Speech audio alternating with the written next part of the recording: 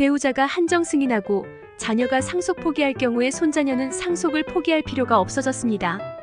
기존 판례는 배우자가 한정 승인을 하고 자녀들이 상속 포기를 할 경우 상속 포기를 한 자녀의 자녀, 즉 피상속인의 손자녀도 함께 상속 포기를 하여야 한다는 것이었습니다.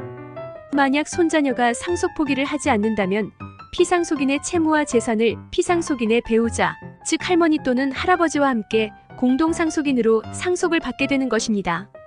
그런데 이러한 기존 판례가 2023년에 대법원 2020-42 전원합의체 판결로 변경되었습니다.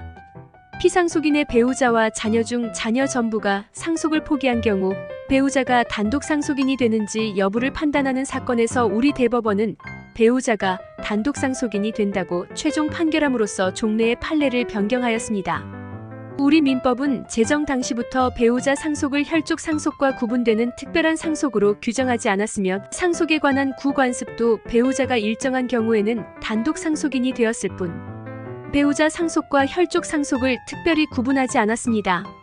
이러한 입법 연역에 비추어 보면 구관습이 적용될 때는 물론이고 제정민법 이후 현재에 이르기까지 배우자는 상속인 중에 한 사람일 뿐이므로 다른 혈족 상속인과 법률상 지위에서 차이가 없다고 할 것입니다.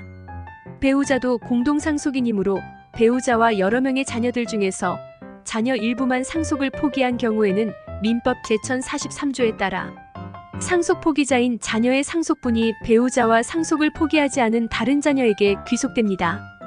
그리고 이와 동일한 논리로 공동상속인인 배우자와 자녀들 중에서 자녀 전부가 상속을 포기하였을 경우에는 민법 제1043조에 따라 상속을 포기한 자녀의 상속분은 남아있는 다른 상속인인 배우자에게 귀속되므로 배우자가 단독 상속인이 됩니다. 그런데 만약 피상속인의 배우자와 자녀들 모두가 상속을 포기한 경우에는 민법 제1043조가 적용되지 않습니다. 즉 민법 제1043조는 공동상속인 중의 일부가 상속을 포기한 경우에만 한정하여 규율하고 있는 것입니다. 이와 같이 상속 포기는 피상속인의 상속 재산 중 소극 재산이 적극 재산을 초과하는 경우인 채무상속에서 매우 중요한 의미를 가집니다. 상속을 포기한 피상속인의 자녀들은 피상속인의 채무가 자신은 물론 자신의 자녀에게도 상속 채무가 승계되는 효과를 원천적으로 막을 목적으로 상속을 포기할 것입니다.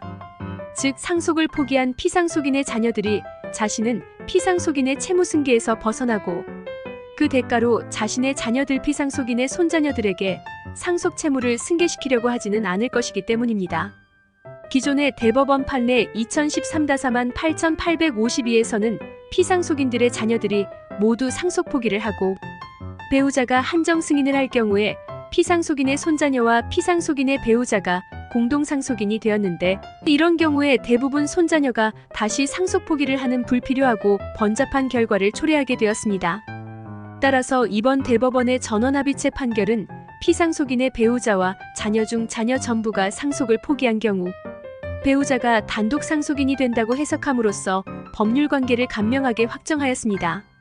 한정 승인과 상속 포기에 대한 법률 상담은 02-597-3650으로 전화주세요.